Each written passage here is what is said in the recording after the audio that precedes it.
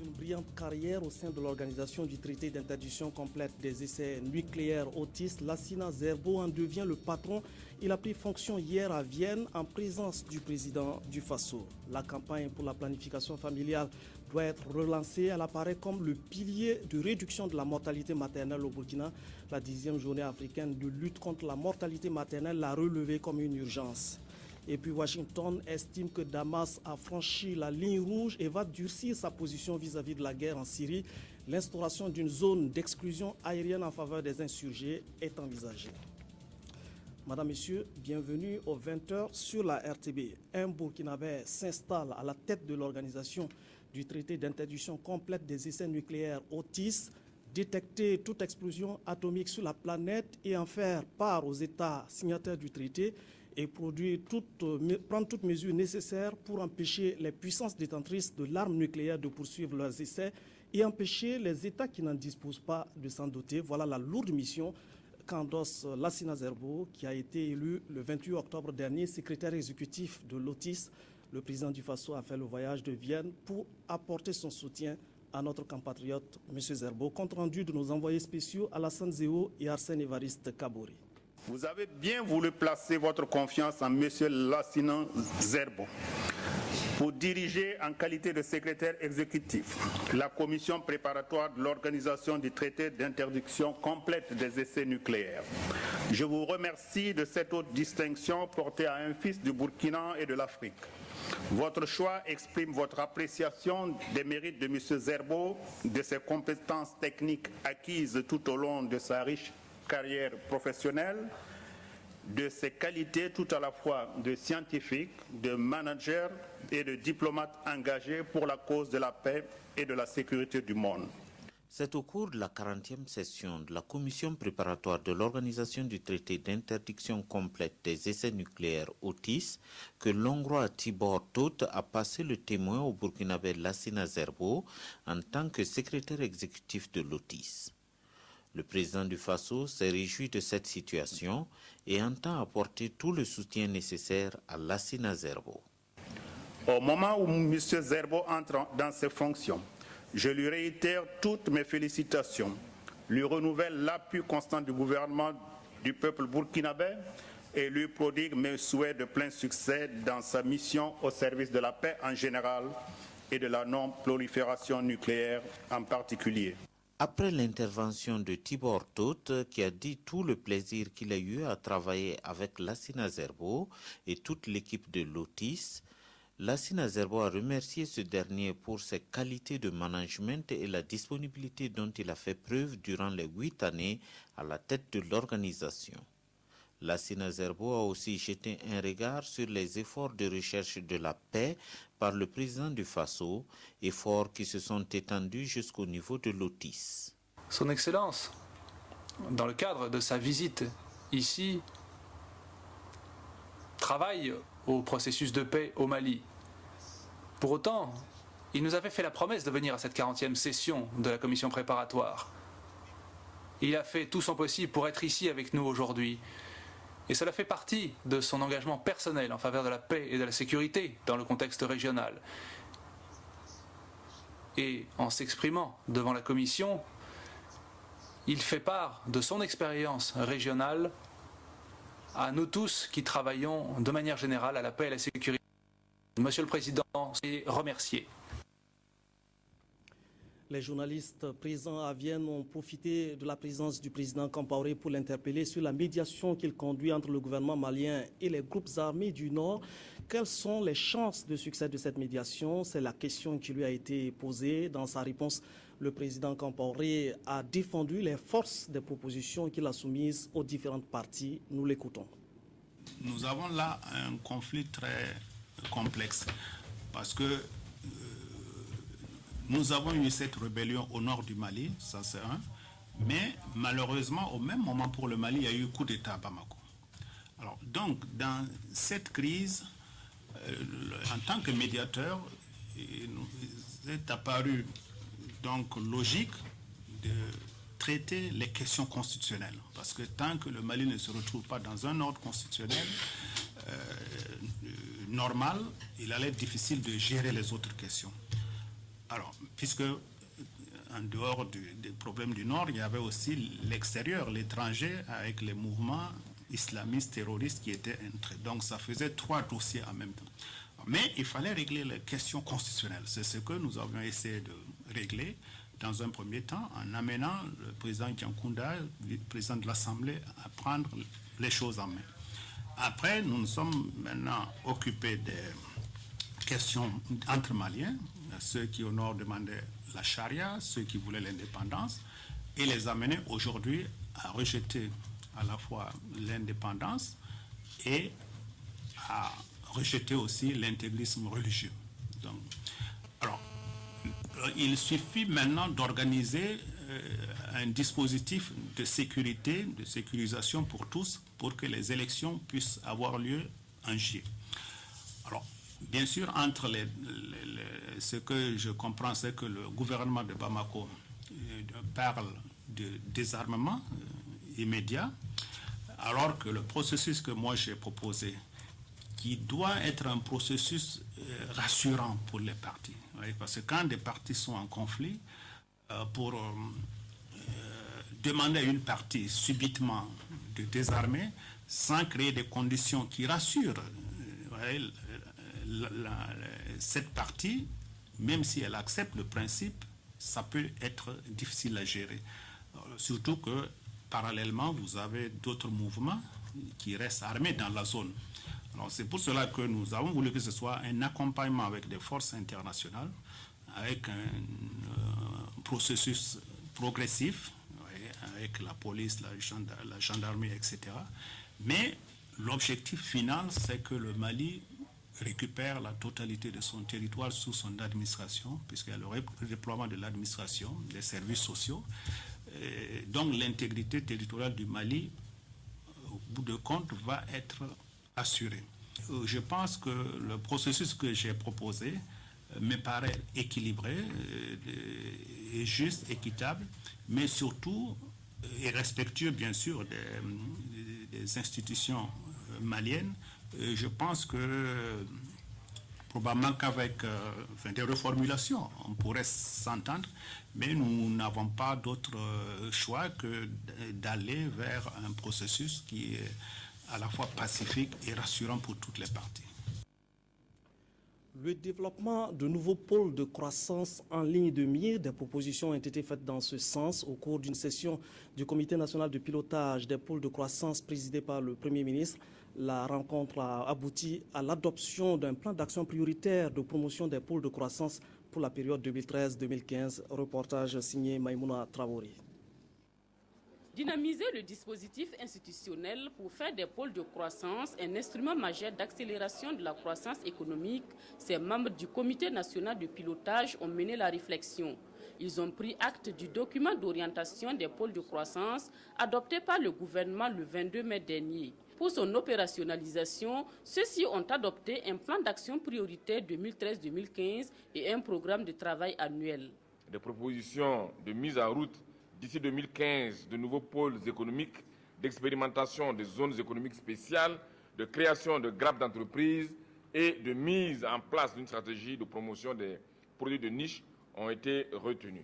Votre engagement en tant que membre du comité de pilotage permettra de dynamiser le dispositif institutionnel pour en faire le fer de lance à même de favoriser la pleine réalisation des objectifs que nous poursuivons dans la promotion des pôles de croissance. Les participants à cette première session de 2013 ont fait le bilan à mi-parcours de la mise en œuvre de Bagré Pôle, dont l'expérience devrait inspirer le gouvernement dans la mise en œuvre d'un modèle de pôle de croissance propre au Burkina Faso. Il s'agit notamment du lancement de nouveaux pôles de croissance, notamment dans le domaine de l'agriculture, dans le domaine des mines, dans le domaine du tourisme, et également dans le domaine du commerce et de l'industrie. Il a par ailleurs recommandé au gouvernement, pour assurer davantage le leadership national, de mettre en place un fonds de promotion des pôles de croissance. Il a en outre recommandé au gouvernement de définir un régime juridique spécifique pour les pôles de croissance, étant donné que le régime juridique classique qu'on a n'est pas toujours adapté aux spécificités des pôles de croissance. Pour mieux organiser le développement de nouveaux pôles de croissance d'ici à 2015, ces membres du Comité national de pilotage ont pris la résolution d'élaborer d'ici à 2014 une politique nationale de promotion des pôles de croissance. L'objectif étant d'atteindre un taux de croissance à 2 chiffres et d'améliorer le revenu moyen par habitant qui est d'environ 2 000 francs CFA. Le programme du Premier ministre s'est poursuivi avec une audience accordée au directeur régional adjoint du Fonds des Nations Unies pour l'enfance. Cette autorité régionale de l'UNICEF a fait à Luc Adolphe Thiaw un bilan à mi-parcours des programmes exécutés au Burkina Faso. Il a bien voulu donner une idée de ce bilan à notre reporter Maxime Zongo. C'était de faire le point un petit peu sur nos orientations, travail dans l'équité, travail sur les questions de la malnutrition beaucoup, parce qu'on sait que la malnutrition est un élément important de la pauvreté, mais aussi une cause de la pauvreté dans beaucoup de cas. Travail sur le travail communautaire, la nécessité de travailler au niveau communautaire. J'ai aussi remercié le Premier ministre pour l'accueil des réfugiés maliens ici, parce que c'est quelque chose d'important. Quand les gens sont dans le besoin comme ça, il faut pouvoir les aider.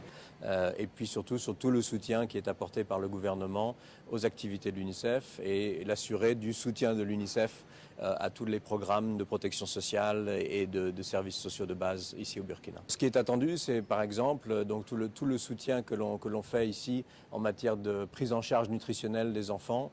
Vous savez qu'il y a beaucoup d'enfants qui souffrent de malnutrition aiguë sévère, par exemple. Plus de 100 000, je crois, risquent de souffrir de malnutrition aiguë sévère ici au Burkina cette année. C'est l'accueil, c'est le soutien, c'est le fait de donner du matériel de base, le fait de donner des intrants nutritionnels à ces enfants-là. Ça, c'est un des soutiens, par exemple, concrets. Le travail en matière d'assainissement pour s'assurer que toutes les communautés, même les plus décentralisées au niveau rural, aient des conditions d'assainissement correctes. Donc tout ce domaine-là, dans l'ensemble des questions qui touchent à la santé, à l'éducation et à la protection des enfants. Lutte contre la mortalité maternelle et néonatale, la 10e journée a été célébrée ce 14 juin à Dori. La relance de la planification familiale est perçue encore comme une urgence. Elle se présente comme un des piliers de la réduction de la mortalité maternelle. Le message sera porté dans toutes les régions dans le cadre d'une semaine de lutte contre la mortalité maternelle. Reportage signé Marguerite Douagneau. Trop de femmes meurent encore au Burkina Faso en voulant donner la vie, et cela malgré les efforts du gouvernement burkinabé en faveur de la santé de la mère et de l'enfant selon les experts. La journée africaine de lutte contre la mortalité maternelle et néonatale est née de l'engagement des premières dames d'Afrique d'intensifier le plaidoyer pour des actions visant à garantir la santé et le bien-être des mères et des enfants. Et comme à chaque fois qu'elle est sollicitée pour cette cause, la première dame du Faso est toujours présente. Et ce matin à Dori, avec la relance de la planification familiale au cœur de la lutte, Chantal Compaoré a une fois de plus réaffirmé son engagement auprès des acteurs. Après la vision 2010, nous étions quand même à un taux assez appréciable, mais qui n'était pas encore les 50% dont on s'était fixé. Aujourd'hui, on se rend compte que rien n'a bougé. Rien n'a bougé, nous sommes toujours au même stade. Donc il faut faire quelque chose. Il faut faire quelque chose, surtout au Sahel. Parce que c'est là vraiment où nous avons d'énormes problèmes concernant la mortalité maternelle et infantile. Et je crois qu'avec le ministère de la Santé, nous allons essayer de travailler dans ce sens-là afin de remédier à cet handicap-là. Cet engagement du gouvernement burkinabé d'accélérer la relance du planning familial, la première dame du Faso l'avait déjà confirmé à la communauté internationale à Londres en juillet 2012. Et pour se donner plus de chances d'atteindre les objectifs de 2015 en matière de réduction de la mortalité maternelle et néonatale, c'est toute une semaine qui a été dédiée par le ministère de la Santé à la sensibilisation à travers le Burkina. Je déclare lancer officiellement la mise en œuvre du plan de relance de la planification familiale sur la période 2013-2015. Je déclare également lancer les activités prévues du 17 au 23 juin 2013 dans toutes les régions du Burkina Faso. La semaine vise encore non seulement à donner l'information et à sensibiliser les populations sur le fait qu'il faille que nous tous, chacun à son niveau, chaque acteur de la santé, puisse encore se concentrer davantage pour véritablement attaquer de front cette question de la mortalité maternelle et néonatale. Les partenaires techniques et financiers du Burkina Faso dans le secteur de la santé ont salué cet engagement pour la cause de la mère et de l'enfant et dit une fois de plus leur disponibilité à accompagner le gouvernement dans ses actions. Et à Dori, les 4 meilleures maternités ont été récompensées à cette 10e journée africaine de la lutte contre la mortalité maternelle et néonatale au Burkina Faso. À l'Assemblée nationale, le caucus Jean reprend du service avec la mise en place d'un nouveau bureau de 10 membres et de 3 cellules techniques. Le caucus va se lancer dans des actions de plaidoyer et de lobbying pour faire prendre en compte les préoccupations des catégories sociales les plus marginalisées. Le reportage à l'hémicycle est signé de Anatole Nakoulma et de Sylvain Vebamba. Suite au renouvellement des membres de l'Assemblée nationale à la faveur des élections législatives et municipales cumulées du 2 décembre dernier, le caucus genre de l'Assemblée nationale s'était dégarni de ses membres. C'est donc pour redonner vie à ce caucus que de nouveaux membres se sont retrouvés autour des anciens en vue de la mise en place de son bureau de coordination. Nous devons travailler pour qu'au niveau de chaque service, à chaque fois qu'un dossier fait l'objet de discussion, qu'on n'oublie pas l'aspect genre. À chaque fois qu'il y a une proposition de loi qui nécessite une grande sensibilisation, surtout pour l'opinion nationale, le caucus a besoin d'avoir un lobby fort. Le caucus genre s'ouvre aussi aux autres femmes organisées et mobilisées au sein des associations féminines. Le bureau de 10 membres conduit par une coordonnatrice, ainsi que les 3 cellules techniques mises en place, se fixent pour objectif de poursuivre les actions engagées depuis sa création en vue de la promotion du genre. Nous sommes allés à des élections en 2012. Et normalement, s'il n'y avait pas eu beaucoup de difficultés quant à la participation de la femme aux sphères de décision, l'Assemblée nationale aujourd'hui devait se retrouver avec au moins 30% de femmes. Mais nous constatons que nous n'avons pas obtenu plus de 20%. Donc le caucus genre va poursuivre son travail de sensibilisation vis-à-vis des partis politiques. La prochaine étape sera l'adoption du plan d'action de ce caucus qui compte 33 membres inscrits, dont la totalité des 24 femmes que compte la 5e législature, pour définir les activités à mener à court, moyen et long terme. Le ministère de l'Agriculture se donne les moyens d'accroître la productivité agricole au Burkina Faso. 125 tracteurs sont acquis pour être mis à la disposition des producteurs à des prix subventionnés. Le ministre de l'Agriculture s'est rendu à l'entrepôt du Fonds de l'équipement rural pour faire le compte. Le reportage de Marcel Thau et de C. Sylvestre Da. Ces tracteurs de fabrication indienne, au nombre de 125 d'une valeur totale d'environ 2,180 milliards de francs CFA, ont été commandés par le gouvernement burkinabé au profit des producteurs. Le premier responsable du département en charge de l'agriculture constate ici l'effectivité de l'arrivée du matériel ainsi que sa qualité avant toute opération de cession. C'est des tracteurs vraiment de bonne qualité qui ont vraiment un rapport coût-qualité acceptable, vraiment parce que ces tracteurs, c'est ce qu'on trouve un peu partout en Afrique, dans nos conditions. Donc vraiment, il n'y a pas de problème. C'est des tracteurs vraiment qui sont très bien adaptés à notre contexte. Ces tracteurs seront mis à la disposition des agriculteurs à des prix subventionnés.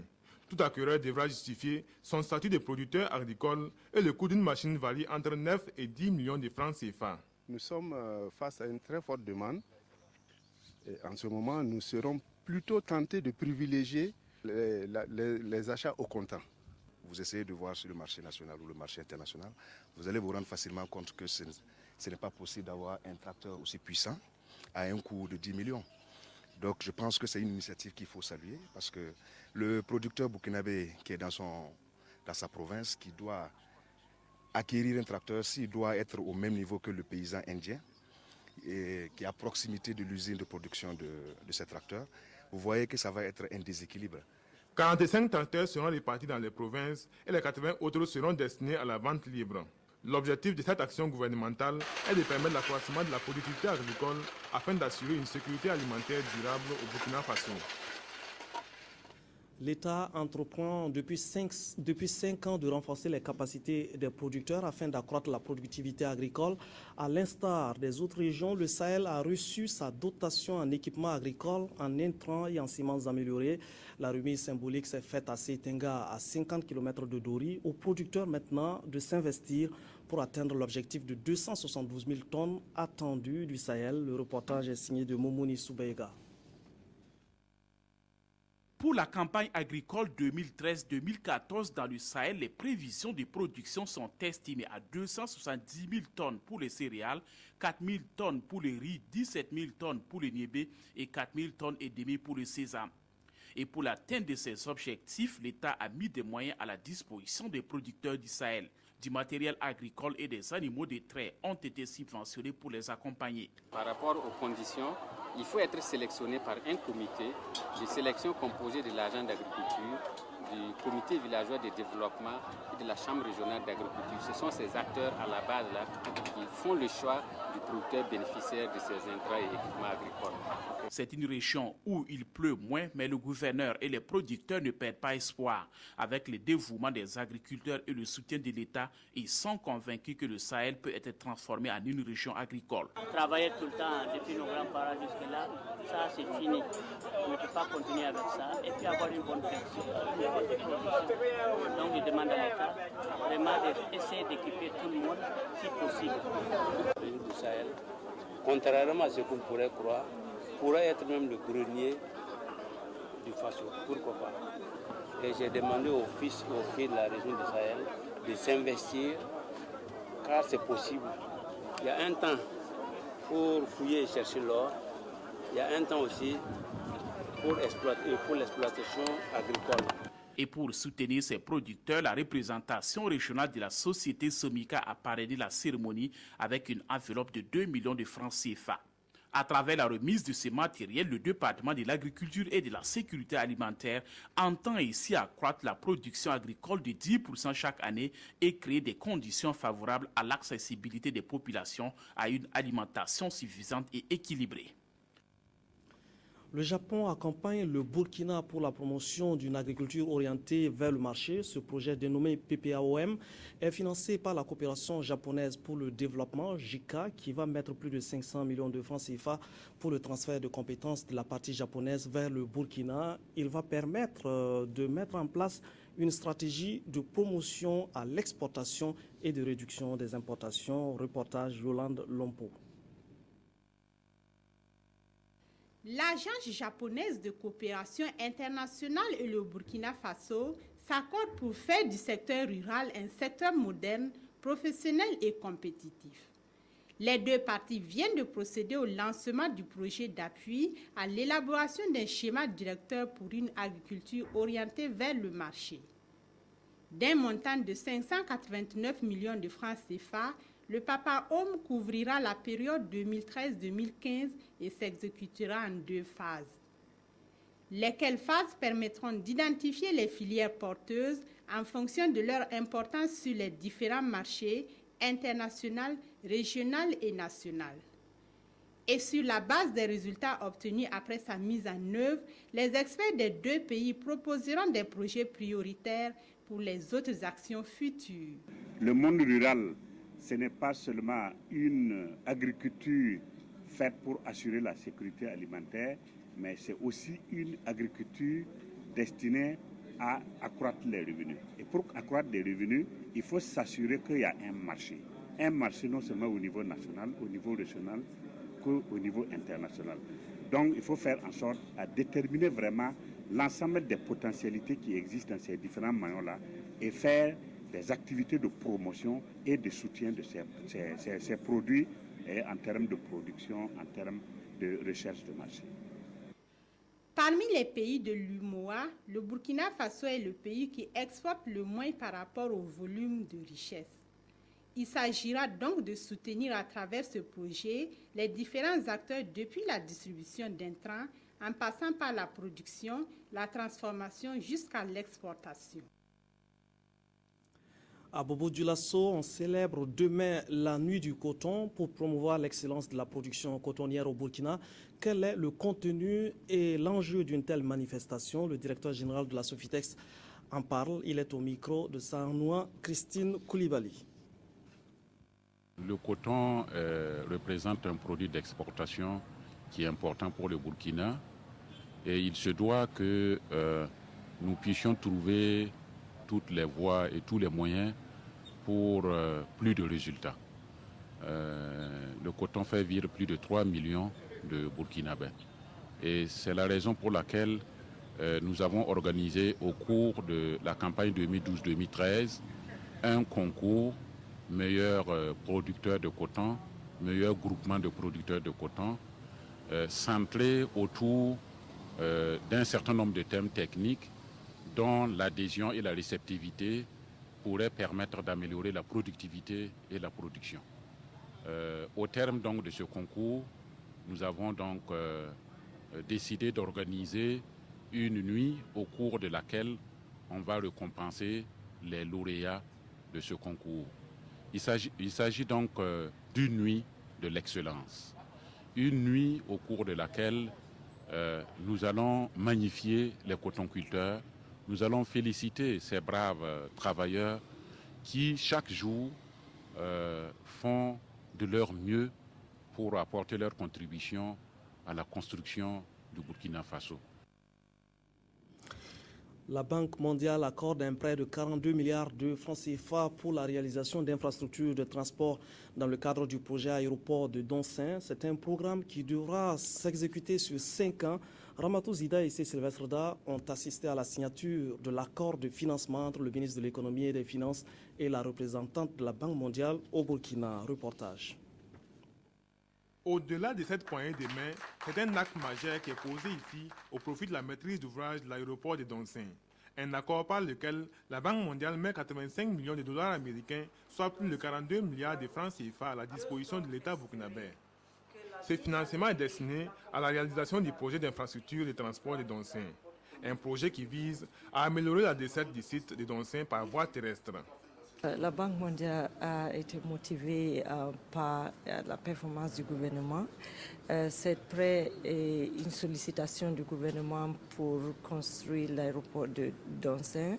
C'est un grand projet, mais la partie que la Banque mondiale va financer, c'est un sous-composant de ce projet et c'est pour désenclaver la zone de Doncin. La construction de l'aéroport de Doncin nécessite un budget de près de 600 milliards de francs CFA. L'apport de la Banque mondiale est un appui considérable. Il va permettre la construction et la réhabilitation de plus de 40 km de routes et 40 km de pistes à partir de Doncin. C'est un projet non seulement qui va permettre une grande desserte de l'aéroport de Doncin, mais également un projet qui va permettre un grand contournement de la ville de Ouagadougou pour tous ceux qui quittent l'axe de Kaya pour aller sur l'axe de Kongossi. Ce financement de la Banque mondiale est octroyé sous forme de prêt à intérêt concessionnel. De ce fait, il est remboursable 30 ans après la mise en œuvre du projet. Le projet, lui, est prévu pour être exécuté sur 5 ans, d'ici à juin 2018. Un nouveau venu dans le ciel du Burkina Faso, Cargolus, une société luxembourgeoise spécialisée dans le transport des marchandises. La compagnie dessert une cinquantaine de pays, dont 12 en Afrique. Le ministre des Transports était à l'aéroport ce jeudi pour souhaiter la bienvenue à la compagnie. Le reportage est signé toujours de C. Sylvestre Da. L'atterrissage à Ouagadougou de cet avion de la société luxembourgeoise Cargolux marque une nouvelle étape dans la coopération entre le Burkina Faso et le Grand-Duché de Luxembourg. La compagnie est spécialisée uniquement dans le transport par voie aérienne des marchandises. À compter de ce 13 juin, elle vient renforcer la desserte du Burkina Faso avec un vol par semaine entre les pays d'Afrique, d'Europe et autres destinations. Pour Cargolux, le continent africain a toujours été d'une grande importance. Parce que jusqu'à présent nous desservions 11 destinations en Afrique et maintenant avec l'accord aérien signé avec le Burkina Faso, ça nous permet d'avoir maintenant une douzième destination en Afrique avec Ouagadougou. Le réseau global de Cargolux comprend s'étend sur 50 pays et 90 aéroports. Cargolux est doté d'une flotte de 19 avions de ce type, des Boeing 747. Pour ce qui est du Burkina Faso, la compagnie pourra transporter entre autres des fruits, des légumes et des minerais à l'exportation et à l'importation des équipements pour les industries. La capacité de l'avion varie entre 120 et 130 tonnes. Le transport aérien constitue un mode très important parce que, comme vous le savez, c'est le mode le plus sûr en matière de transport, en matière de sécurité, mais c'est également le mode le plus rapide donc pour l'acheminement des marchandises au Burkina Faso et à destination des autres pays. Alors, c'est dit que l'arrivée de Cargolux, qui constitue le 3e cargo régulier de desserte du Burkina Faso, constitue pour nous un événement majeur. La compagnie Cargolux est vieille de 3 ans. Son installation au Burkina Faso concrétise la dynamique des partenariats économiques entre le Burkina et le Luxembourg, amorcé par un mémorandum d'entente entre les deux pays et qui sera bientôt suivi d'un accord bilatéral. C'est aussi une réponse aux préoccupations des exportateurs et des opérateurs économiques qui disposent désormais des moyens de plus pour l'acheminement de leurs marchandises. À Dédougou, le gouvernement construit une nouvelle ENEP, une école nationale des enseignants du primaire. Le gouvernement a programmé l'ouverture de cette nouvelle école pour la prochaine rentrée scolaire. Sur place, les travaux sont déjà exécutés à 30%, mais les entrepreneurs rassurent que les clés de l'établissement seront livrées à bonne date. Constat sur place de Ouidia Rokiasano.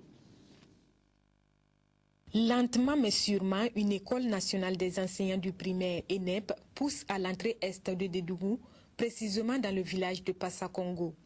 Du début des travaux en février dernier à ce jour, le taux d'exécution est estimé à 30% avec 60% de délai consommé. Mais les responsables du chantier rassurent, l'infrastructure sera livrée avant la rentrée 2013-2014. Il faut dire que les premiers travaux sont les travaux les plus lourds parce qu'ils s'exécutent en fondation. Donc nous avons mis effectivement un temps assez important pour ces travaux, mais la phase sensible est dépassée. Nous sommes actuellement dans les phases de finition du gros œuvre et bientôt les bâtiments recevront leur toiture fin juin et les premiers bâtiments seront livrés au ministère à partir de fin août. En plus de l'amphithéâtre de 700 places, l'ENEP de Dédougou devra comporter entre autres un réfectoire, des dortoirs, des salles de formation, une infirmerie, le tout sur une superficie de 64 hectares. Au départ, nous avons eu beaucoup d'inquiétudes par rapport à ce chantier, mais aujourd'hui, vraiment, après avoir fait la visite, nous avons vu qu'il y a quelques bâtiments qui sont déjà prêts. Une bonne partie sont au niveau du chaînage. À l'issue de la visite, Kumba Boli s'est entretenue avec les responsables des différentes entreprises. Elle les a exhortés à redoubler d'efforts et à insister sur la rigueur qui doit prévaloir.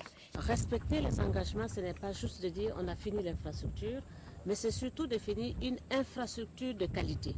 Et nous avons demandé bien sûr au laboratoire qui est là, mais surtout aux équipes aussi de suivi pour le contrôle de qualité, de faire leur travail. Et vous avez vu même le gouverneur, la DREBA au niveau de la région, font ce travail un peu de suivi pour qu'à chaque difficulté, vraiment elle soit tout à fait résorbée. L'ouverture de cette ENEP portera à 7 le nombre des établissements publics de formation d'instituteurs adjoints certifiés au Burkina Faso.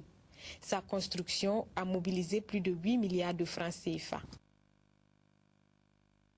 Le président par intérim de la Commission de l'informatique et des libertés parle aux étudiants de l'ENAREF de la problématique de la protection des données à caractère personnel, une initiative qui pourrait se poursuivre selon le docteur Mahmoudou Ouedraogo avec les étudiants de toutes les écoles professionnelles du Burkina. Le reportage de Eleonore Ouedraogo Yerbanga.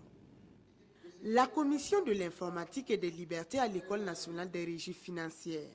Face aux étudiants, le docteur Mahmoudou Ouedraogo livre un exposé sur la protection des données à caractère personnel. Une séance de sensibilisation à l'endroit des futurs financiers qui seront amenés à créer chaque jour des fichiers contenant des données à caractère personnel. Vous savez que, si je prends un exemple pratique, vous avez une fiche de paie, vous êtes payé. Est-ce que vous souhaitez tout chacun sache quel est votre bulletin de paie et quel salaire vous touchez par mois? Bien entendu, non, c'est une affaire personnelle. Et c'est pour dire que tous les financiers doivent être sensibilisés au fait que c'est un secret professionnel et que tout ce qui concerne notre identité au niveau de la banque, tout ce qui concerne nos avoirs, tout cela doit être bien garder. La rencontre se tient dans le cadre des 96 heures du financier et l'offre opportunité aux étudiants de l'ENAREF de réussir leur carrière professionnelle à travers le respect du secret professionnel. Le premier objectif que nous recherchons, c'est d'informer les élèves que la loi existe, quels sont les grands principes, quelles sont les sanctions éventuellement qui peuvent également donc toucher dans cela. La deuxième chose, le deuxième objectif que nous recherchons, c'est de faire en sorte que les élèves puissent intégrer la protection de leur caractère personnel dans leur future activité. Avec cette première séance de sensibilisation, la Commission de l'informatique et des libertés ambitionne aller à la rencontre des étudiants de toutes les écoles professionnelles du pays. À Yalgo, dans la province du Ganzourgou, les musulmans ont prié depuis le 7 juin dans une nouvelle mosquée. C'est un projet financé par Feu Oumarou Kanazoué et Aman Korga. Cette nouvelle mosquée se voudrait être, selon les donateurs, selon donc les autorités religieuses présentes à l'inauguration, comme un cadre de culture de la tolérance et de la paix. Moussaki et Claudine Bikaba. C'est dans ce lieu de culte que les fidèles musulmans de Yalgo vont désormais prier. Cette mosquée a été conjointement financée par Feu Oumarou Kanazoué et Aman Korga. Un lieu de prière qui se veut être un cadre non seulement de la culture, du dialogue et de la tolérance, mais aussi d'apprentissage du Coran et du renforcement des connaissances sur l'islam. En tout cas, nous avons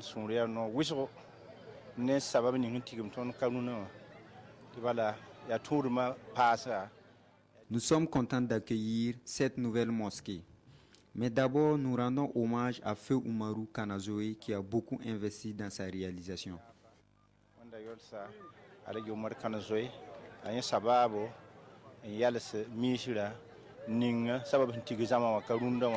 La cérémonie d'inauguration a consisté à des prières et bénédictions du nouveau bâtiment où se réuniront les fidèles musulmans de Yalgo autour des valeurs communes que sont la paix et la coexistence pacifique. Le colonel Félix Tientarboum repose désormais au cimetière de Gounguin après avoir rendu l'âme le 9 juin dernier en France. Il a été conduit à sa dernière demeure par une foule immense. Témoignage de Jérôme Tiendrebego. La dépouille mortuaire du colonel Félix Tientarboum est arrivée à 21h ce jeudi 13 juin sur le sol de son Faso natal. À l'aéroport, tout comme à son domicile, une foule d'amis, de frères d'armes et des membres de sa famille venus s'incliner sur la dépouille. La prière pour le repos de son âme s'est poursuivie dans la matinée du 14 juin à la cathédrale de Ouagadougou. Puis le colonel Félix Tientarboum a été conduit à sa dernière demeure au cimetière de Gounguin. Là encore, un hommage très appuyé aux couleurs rouge et blanc unionistes. Car celui que tout ce monde pleure a été une sommité du monde sportif, ministre des Sports de la Haute-Volta de 1971 à 1976, président du Comité national olympique et des sports burkinabé, président de la Fédération burkinabé de football de 1988 à 1992, président de l'Union sportive de Ouagadougou de 1986 à 1988, puis de 1997 à 2012. J'ai connu deux présidents avant lui, avant qu'il ne vienne au Rennes de Luiseau. L'Étoile n'avait peur d'aucun club.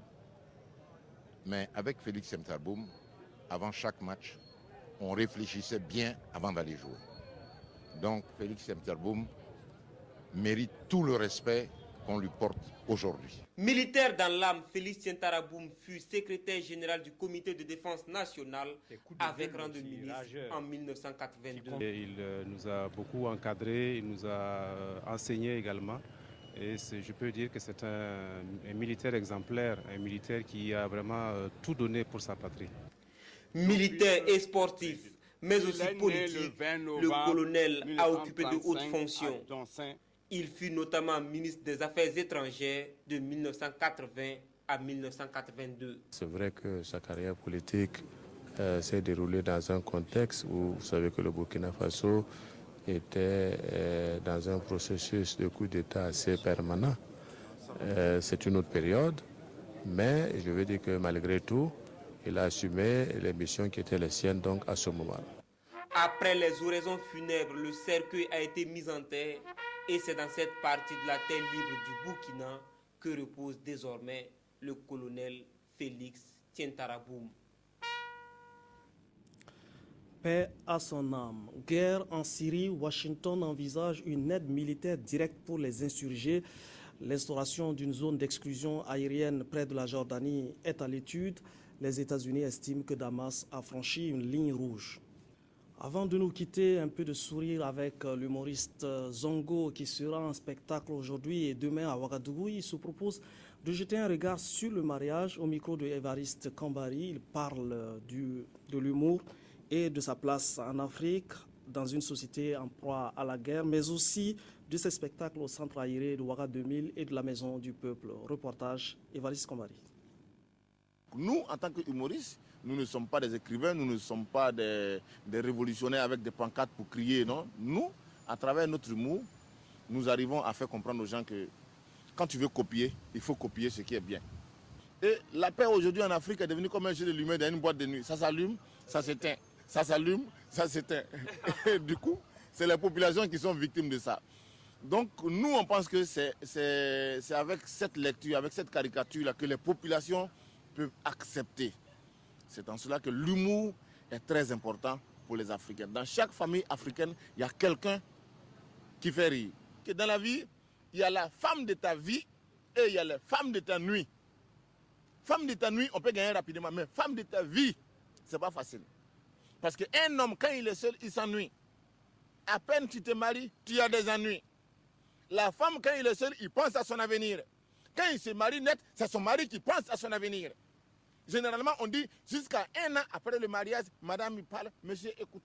Après 2 ans, monsieur, il parle, madame, écoute. Après 3 ans, les deux, ils parlent et les voisins écoutent. Ça veut dire qu'il y a problème. Et il y a des gens qui ont le courage de prendre 2 femmes pour mettre dans son maison. Quand il y a 2 femmes, ton maison devient comme un pays où on a découvert le pétrole. Ça veut dire que stabilité là, c'est pas la peine. Chaque jour, toi, tu deviens comme un force tampon. Tu es dans la réconciliation. Hey, toi, il faut faire ça. Hey, toi, il faut faire ça. Et tu n'as pas de la vie. Pour les uns, c'est le vendredi 14 juin, espace BCAO, à 20h. Et pour les autres, nous, le peuple, pour nous, les peuples, ça c'est à la Maison du Peuple, le samedi 15 à 20h. Je veux une femme. Je veux pas de problème. Voilà, c'est intéressant d'entendre Zongo parler si bien français. Donc, rendez-vous au centre aéré de Ouaga 2000 et à la Maison du Peuple. Fin de cette édition. Merci de votre constante fidélité à la télévision du Burkina.